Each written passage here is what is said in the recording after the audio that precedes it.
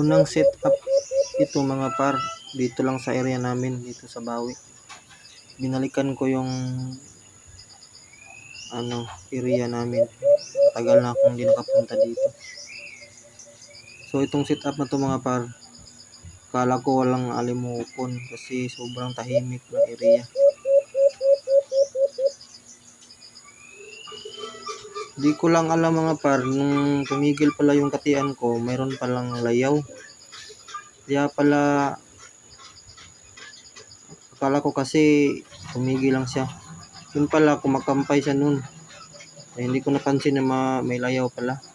Kaya, panoorin yung mga par, yung layaw dyan. Yan, kumakampay na siya kasi nakita niya sa malayo yung layaw.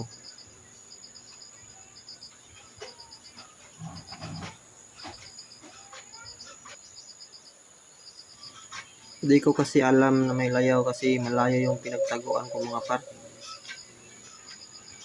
Nalaman ko lang na may layaw nung may dumapo na, yung may kumalampag na sa kapulot. Yung pagtingin ko, mayroon palang layaw. Ayun mga par, lumapit na. Sobrang wais ito mga par. Ang tagal nitong dumapo sa pulot. Tingnan nyo mga par mamaya. Ang tagal niyang dumapo.